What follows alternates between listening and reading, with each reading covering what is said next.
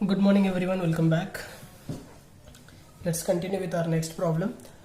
See what is given. Following is the receipt and payment account of KVP Engineering College Nasik. Okay, KVP Engineering College Nasik. Receipt and payment account is given for the year ended 31st March 2019. Okay, see postings one by one. Receipt side, cash in hand and cash at bank. Cash in hand, cash at bank. These both balances we do not record anywhere, so let's cut it down. ठीक है, कहीं पे भी record नहीं कर रहा है, cut कर दो. नेक्स्ट है interest. Interest will go in income side. Subscriptions income side में जाएगा. Life membership fees income side में ही जाएगा. डोनेशंस इनकम में ही जाएगा. Tuition fees income side. Term fees income side. Sundry receipts income side. Admission fees and bracket में बोला revenue. Okay, admission fees and bracket में बोला रेवेन्यू, तो ये भी आपका कहां पे जाएगा? इनकम साइड में ही जाएगा. ठीक है. After that c salaries to teaching staff, expenditure. Electricity charges expenditure. Books is your asset. ठीक है, तो एसेट साइड के अंदर अगर बुक्स आपको मिलता है तो फिर उसके अंदर आपको लिखना है एड परचेस्ड, और अगर नहीं मिलता है तो फिर फ्रेश आपको लिखना है बुक्स. ओके. देन फर्नीचर का भी सेम है. अगर फर्नीचर मिलेगा तो उसके अंदर आप ऐड कर दोगे, और अगर फर्नीचर नहीं मिलेगा तो फिर आप फ्रेश लिखोगे फर्नीचर करके. ठीक है.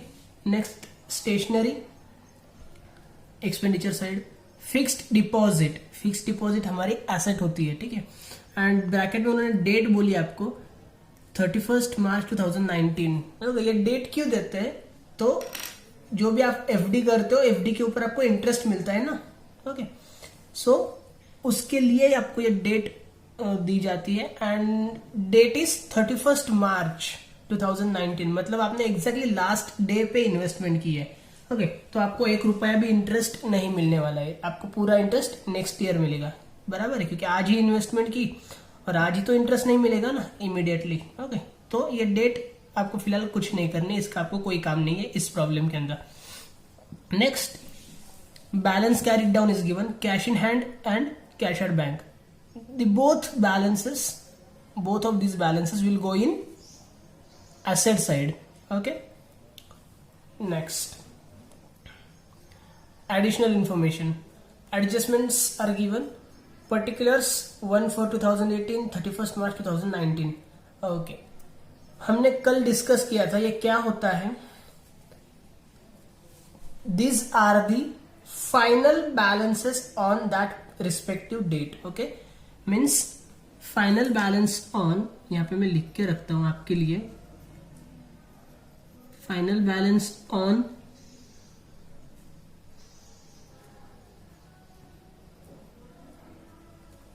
final balance of books on 1/4/2018 was 6 lakh rupees, and final balance of book on 31st March 2019 was also 6 lakh rupees.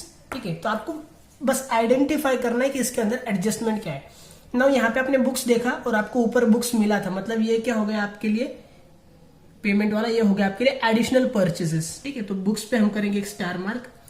हम लिखेंगे एसेट साइड के अंदर बुक्स 6 लाख रुपीज, उसके अंदर करेंगे एड परचेस्ड 61,000. ओके, तो आपका नीचे इनर में आ जाएगा 6,61,000, और आपका फाइनल बैलेंस ऑन 31 मार्च 2019 कितना है? 6 लाख रुपीज. तो ये जो अमाउंट है ये आउटर कॉलम में जानी चाहिए. फाइनल बैलेंस है ना, सारे एडजस्टमेंट करने के बाद मिलने वाला final balance. Okay, final balance after making all adjustments. So what you will do, आपके एसेट साइड के अंदर यहाँ पे आएगा, देखिए बुक्स, इनर कॉलम में आप लिखेंगे 6 लाख रुपए. नीचे आप ऐड करेंगे एड परचेस्ड 61,000. नीचे आएगा आपका 6,61,000, और आपका आउटर में फिर से 6 लाख रुपीज जाना चाहिए. ये वाला 6 लाख रुपीज ये जाना चाहिए. तो आप क्या करोगे, लेस डेप्रिसिएशन 61,000 इसमें से माइनस करेंगे तो फिर से आपका 6 लाख रुपीज आउटर में चला जाएगा. Okay. In the same way furniture भी आपने ऊपर परचेस किया है, तो इस पे एक स्टार मार्क कर देते हैं हम. फर्नीचर आपका आ जाएगा 3,19,000 रुपीज. 3,19,000 रुपीज. उसमें से 3 लाख रुपीज आपका फाइनल बैलेंस है, तो आपको क्या करना है, ये भी डिप्रेसिएशन वाली एडजस्टमेंट हो जाएगी आपकी। Okay, building fund is your liability, तो ये लाइबिलिटी साइड में आपको लिखना है 10 लाख रुपए। Next fixed deposit is a asset, so that you have to write in asset side, but you can see fixed deposit भी आपके पास ऊपर आके गया है, तो आपको यहाँ पे स्टार मार्क करना पड़ेगा फिर से। लाइक फर्नीचर में आप क्या करते हो, ये आपका ओरिजिनल बैलेंस था या ओपनिंग बैलेंस था, इसके अंदर आपने लिखा एड परचेस्ड, ठीक है, additional purchases. But fix deposit हम परचेस नहीं करते हैं, तो वहां पे आप एड परचेस्ड ऐसे नहीं लिख सकते, तो आपको वहां पे क्या लिखना है, add new deposit. Okay, new deposit, ये वाला न्यू डिपॉजिट नहीं है, न्यू डिपॉजिट क्या है, ये है 8,50,000। Okay, new deposit 8,50,000, fine. So add purchased ऐसे नहीं लिखना है, आपको वहां पे क्या लिखना है, न्यू डिपॉजिट। ओके, आपने न्यू जो डिपॉजिट किया है वो, क्योंकि फिक्स डिपॉजिट हम परचेस नहीं करते, तो वो अगर आपने ऐड परचेस्ड भी लिखा तो भी आपका आंसर तो बराबर आ जाएगा, बट लॉजिकली वो रॉन्ग रहेगा थोड़ा सा, ठीक है, फाइन। नेक्स्ट कैपिटल फंड आपका लाइबिलिटी साइड में जाएगा। Okay, next number 2, 50% of donations are for building fund and the balance is treated as revenue income. Okay, simply आपको क्या करना है, 50% donations are received for building fund, so building donations में से आप कर दोगे माइनस, डोनेशंस पे होगा एक स्टार मार्क, डोनेशन में से 50% अमाउंट माइनस हो जाएगी, and donations are received for what, for building fund, तो आपके पास बिल्डिंग फंड है, बिल्डिंग फंड में ऐड कर देंगे। Okay, minus from donations add into building fund, minus from donations add into building fund, same adjustment हमने कल भी की थी। नेक्स्ट आउटस्टैंडिंग सब्सक्रिप्शन ₹5,300, सबसे इजी एडजस्टमेंट है, outstanding is always added, so go to subscription, add outstanding, subscription में star mark हो गया, सब्सक्रिप्शन में हमने किया add outstanding 5,300, and second effect, outstanding incomes are recorded at asset side, and last life membership fees are to be capitalised. Okay, capitalise के adjustment भी हम कैसे सॉल्व करते हैं, जिसको कैपिटलाइज किया है उसमें से minus, so make a star mark on life membership fees, minus from life membership fees and add into capital fund, capital fund में ऐड कर रहे हैं तो कैपिटल फंड पे भी एक स्टार मार्क हो जाएगा। Okay, so this was all about this problem, one of the easy problems. Okay, so let's see one by one what is given. You just need to pause the video and draw the accounts. Okay, in the books of KBP Engineering College Nasik, income and expenditure account for the year ended 31st March 2019 and balance sheet as on 31st March 2019. You know the columns, draw the accounts.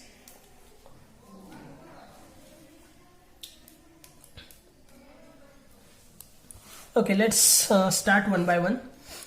See what is given. First, cash in hand, cash at bank, दोनों भी balances नहीं लिखने हैं तो छोड़ दो। Next है interest, interest 55,000, interest is your income. Okay, so come to income side, here you have to write by interest, by interest 55,000, directly write in outer column, you don't have any adjustment, so you can write in outer column directly, no problem. Okay, next subscriptions 28,300, write in income side again, by subscriptions 28,300, 28,300. We have one adjustment, leave one line for that. Then we have life membership fees 25,000, again income side, by life membership fees, by life membership fees 25,000, inner column, one adjustment, leave one line for that. Then it's donations 7 lakh. Donations also income side by donations 7 lakh rupees.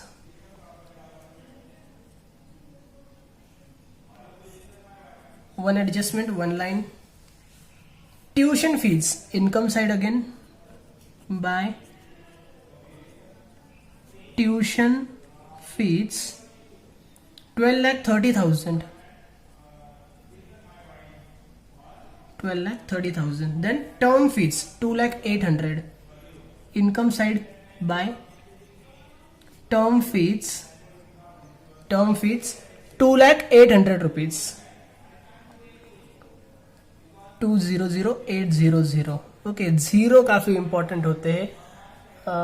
Many of you do mistakes in zeros. एक zero ज्यादा, एक zero कम, एक zero आगे पीछे, तो silly mistakes नहीं होनी चाहिए. ओके, नेक्स्ट है टू सन्ड्री रिसिट्स 8,000. ये भी आपके लिए इनकम रहेगा bye sundry receipts. Bye sundry receipts 8,000 rupees. After that, admission fees 60,000. Again income side by admission fees 60,000. Okay, see after that what is given next. Receipt side is over. Come to payment side. Salary to teaching staff. Salary to teaching staff. Okay. Expenditure side में लिखना है आपको यहीं पे to salary to teaching staff 11,70,000. Then electricity charges, same expenditure side to electricity charges 55,000. Then books 61,000. Books is your asset, so you have to write in asset side books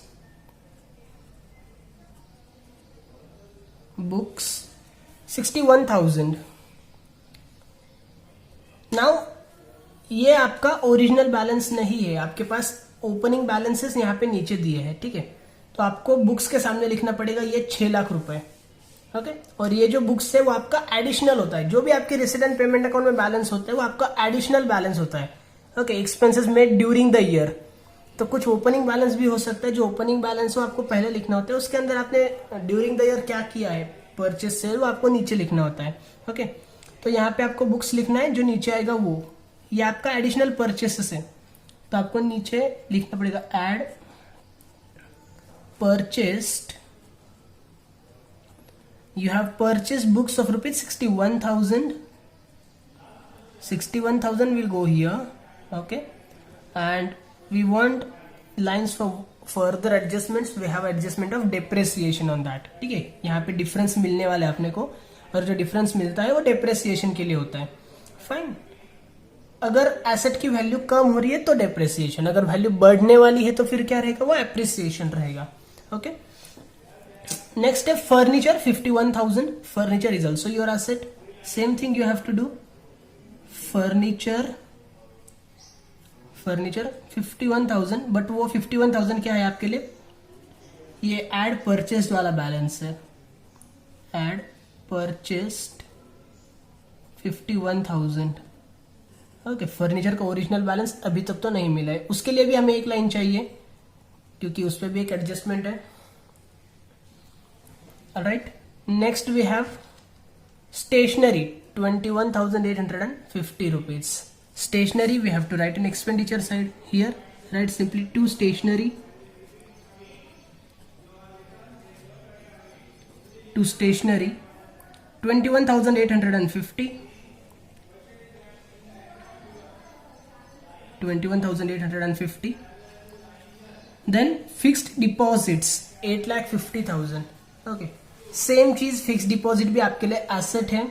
so here you have to write fixed deposits. Fixed deposits. Okay. Original balance आपका 9,10,000 है, वो आएगा तब हम लिखेंगे. उसके अंदर आपको नीचे करना है add new deposits. New deposits. Is that visible? Okay. New deposits 9 lakh, I am sorry, it is 8,50,000. ठीक है, 8,50,000. अभी मुझे थोड़ी सी खिचड़ी करनी पड़ेगी क्योंकि जगह बहुत कम है मेरे पास. 8,50,000. You can go to next page, but generally अच्छा नहीं लगता है. तो इसके लिए आपके एग्जाम के अंदर आपको क्या करना है, एक पूरा पेज बनाना है इनकम एंड एक्सपेंडिचर अकाउंट. भले ही आपका 4 लाइन में खत्म हो जाए, कोई फर्क नहीं पड़ता, जाने दो पूरा पेज. ओके. और बैलेंस शीट आपको बनाना है सेपरेट न्यू पेज पे. तो इस टाइप का कुछ भी नहीं होगा. Okay, fine. नाउ जैसे हमने फर्नीचर के लिए एक और लाइन छोड़ी थी डेप्रिसिएशन की, वैसे फिक्स डिपॉजिट के लिए क्यों नहीं छोड़ी हमने डेप्रिसिएशन की लाइन? क्योंकि उसका न्यू बैलेंस आपको नहीं दिया है, मतलब कोई एडजस्टमेंट नहीं होने वाली है. फाइनल बैलेंस आपको कब मिल जाएगा? ये ऐड करके जो अब आप बाहर लोगे आपको ऑलरेडी फाइनल बैलेंस मिल जाएगा. ठीक है, तो एडिशनल कोई एडजस्टमेंट वहां पे नहीं क्रिएट हो रही है. ओके. जैसे यहाँ पे क्रिएट हो रही थी कि भाई आपके बुक्स थे 6 लाख रुपीज, आपने एडिशनल परचेस किया तो 6,61,000 का, तो फाइनल बैलेंस यहाँ पे 6,61,000 आना चाहिए था, लेकिन फाइनल बैलेंस आ रहा है 6 लाख रुपीज. मतलब कुछ तो भी एडजस्टमेंट है, और कौन से एडजस्टमेंट है? ये डेप्रिसिएशन. वैसे यहाँ पे नहीं है कुछ भी. ओके. And last we have, I am sorry, here we were, okay, cash in hand, cash at bank. मुझे लगता है मुझे जाना ही पड़ेगा न्यू पेज पे. Just give me a minute. Cash in hand, cash at bank.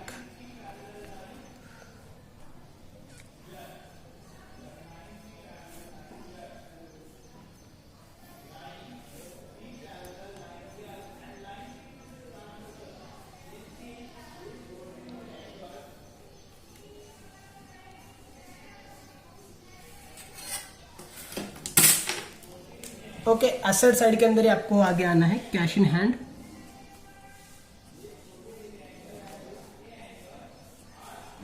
cash at bank. See, cash in hand is given 16,650 and cash at bank 2 lakh rupees. So 16,650 and 2 lakh. That's all. That's over. Payment side is done. Adjustments. Okay. So first of all, books is given. ये जो opening balance है आपका, वो हम यहाँ पे inner में लिखते हैं. बुक्स के सामने यहाँ पे 6 लाख रुपए. 6 लाख रुपए था आपका ओपनिंग बैलेंस. आपने एडिशनल परचेस किया 61,000 का, सो टोटल आपका हो गया अभी 6,61,000. ओके, 6,61,000. देन उसका फाइनल यानी क्लोजिंग बैलेंस था 6 लाख रुपीज. ओके, मतलब सारे एडजस्टमेंट्स करने के बाद आउटर में आपको मिल रहे थे 6 लाख रुपीज. ध्यान में रखो, ये जो 6 लाख रुपीज आते हैं या फिर ये जो 31 मार्च वाला कॉलम होता है, उसके बैलेंसेस आपको आउटर कॉलम में लिखने हैं. ठीक है, ये अमाउंट्स, ये वाली अमाउंट्स आपको कभी भी यहाँ पे यूज नहीं करनी है एडजस्टमेंट के लिए. ये वाली अमाउंट जो आएगी 31 मार्च वाली, वो आपकी आउटर कॉलम में आएगी. ओके, वो इनर कॉलम में बिल्कुल भी नहीं आनी चाहिए. ओके, सो 6 लाख रुपए आपने लिख दिया आउटर में. Now see 661 was your balance and that became 6 lakh. तो ये क्यों हुआ? बुक्स का बैलेंस कम क्यों हो चुका है? बुक्स का बैलेंस कम हुआ है डेप्रिसिएशन की वजह से. Okay, so less depreciation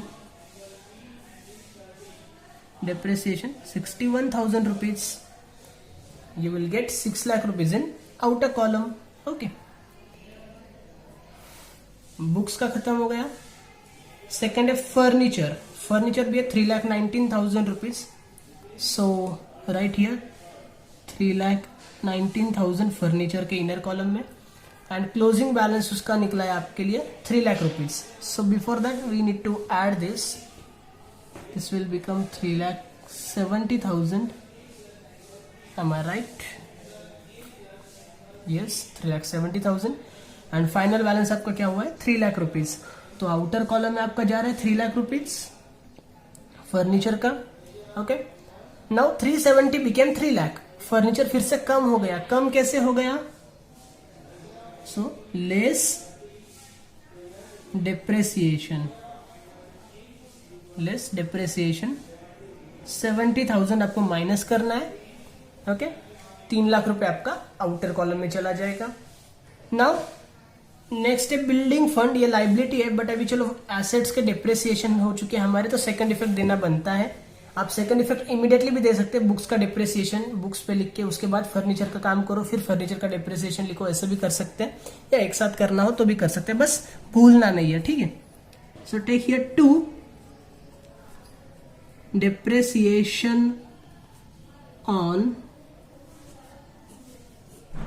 depreciation on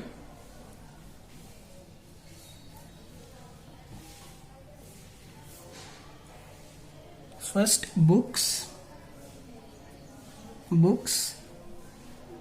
how much it is 61,000, and furniture 70,000. This you can write in outer column also, no problem, और इनर में लिख के टोटल बाहर लिखी तो भी चलता है, ठीक है। So this will become 1,31,000 if I am not wrong. Okay, books and furniture की बात खत्म हो चुकी है। नेक्स्ट है building fund. Building fund is given 10 lakh rupees. Building fund is your liability, तो लाइबिलिटी साइड में लिखना है, बट उससे पहले कैपिटल फंड आना चाहिए सबसे ऊपर। ओके, तो कैपिटल फंड आप देख सकते हैं, एक एडजस्टमेंट उस पे है, एक एडिशनल एडजस्टमेंट आपकी हो जाएगी सरप्लस डेफिसिट वाली, मतलब 2 एडजस्टमेंट्स, तो 3 लाइन्स उसको लगेंगे। कैपिटल फंड आप यहाँ पे लिखोगे, उसके नीचे 3 लाइन्स छोड़ो के 4 लाइन के अंदर काम खत्म हो जाएगा उसका। फिर भी हम 1 लाइन एक्स्ट्रा छोड़ देते हैं, कोई फर्क नहीं पड़ता है, और हम यहाँ पे लिखेंगे बिल्डिंग फंड। 4-5 लाइन इमेजिनरी छोड़ दो, ठीक है, बिल्डिंग फंड, या फिर कैपिटल फंड को पहले सॉल्व कर लो फिर बिल्डिंग फंड लो, कैसे भी कर सकते हैं। 10 lakh rupees in inner column, leave 1 line for 1 adjustment. Then we have fixed deposits 9,10,000. Fixed deposit that is your asset, आपने लिख के रखा है यहाँ पे, देखिए फिक्स डिपॉजिट, बस अमाउंट डालनी है 9,10,000, 9,10,000. Now 9,10,000 plus 8,50,000 means this will become 60,000 and यहाँ पे 17 लाख। ओके, 17,60,000, 17,60,000 रुपए।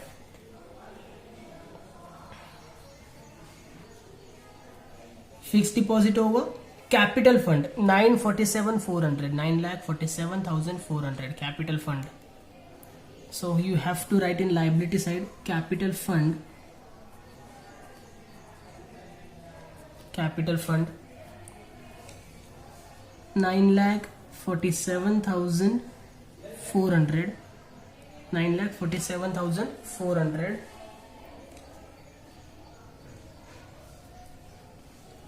ओके, पूरा स्पेस उसके लिए ये capital fund is over. Then we have 50% of donations are for building fund and balance is treated as revenue income. Okay, so come to donations, यहाँ पे लिखो आप less for building fund. Building fund के लिए 50%, सो 3,50,000 आपको minus करना है यहाँ से, 50% अमाउंट माइनस करके बाहर भी जाएगी 3,50,000, 50% amount. They are received for building fund. आपके पास बिल्डिंग बनाने के लिए पहले 10 लाख रुपए थे और अभी 3.5 लाख रुपए और मिल गए आपको, तभी आपको बिल्डिंग कितने रुपए में बनानी है? आपको बिल्डिंग बनानी है अभी 13.5 लाख में, ठीक है। तो ये 3,50,000 आपके यहाँ पे ऐड हो जाने चाहिए ना, ओके। तो आप यहाँ पे बिल्डिंग फंड के अंदर करोगे add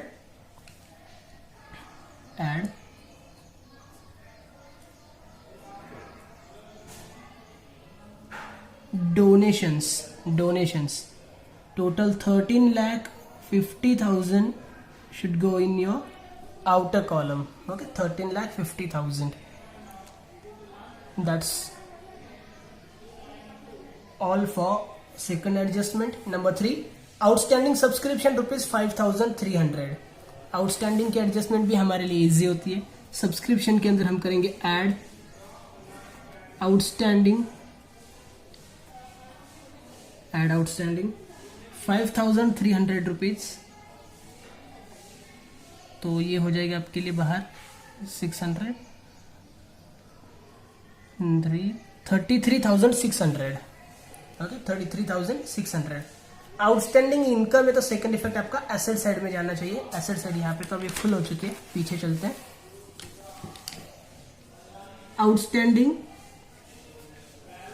subscriptions 5,600. Okay. And last adjustment number 4, life membership fees are to be capitalized.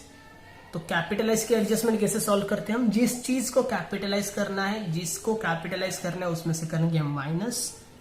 Okay, so simply just make less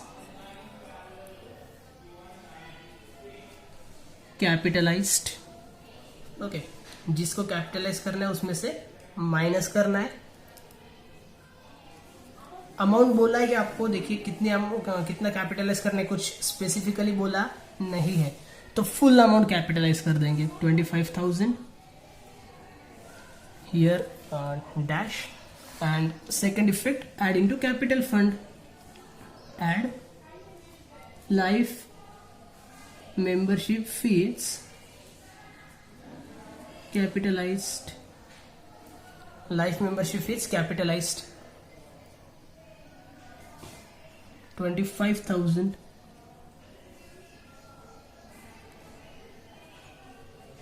400. 7 plus 5 12. यहाँ पे एक आ गया 7. 9,72,400 rupees.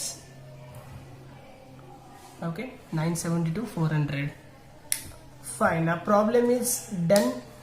Now simply we have to do closings. Okay, so pause the video, do the closings, and at last check with me whether your answer comes correct or not. Okay, today our income side is greater. This comes 19,37,400. So this will be our total 19,37,400. Okay, we will write this in both sides. 19,37,400. Here we have to write total into bracket rupees. Total into bracket rupees. Okay, and your expenditure side means debit side, that comes 13,77,850, and when we reduce that we get a difference of 559,550. 5,59,550. Okay, 559,550. इसको हम नाम देंगे to surplus into bracket balancing figure. To surplus into bracket balancing figure, and make another bracket and write here simply excess of income over expenditure. Excess of income over expenditure. Surplus है तो capital fund में add करना पड़ेगा. Here simply you just have to add surplus 559,550 9 रहेगा था यहाँ पे, sorry 559,550. ये आप ऐड करोगे तो आपका आउटर कॉलम में बाहर जो अमाउंट जाएगी कैपिटल की, that will be 15,31,950. Capital comes 15,31,950. Okay, 15,31,950. Now you have to just make totals of liability side and asset side, and finally your balance sheet will tally tallies with rupees 28,81,950. 28,81,950.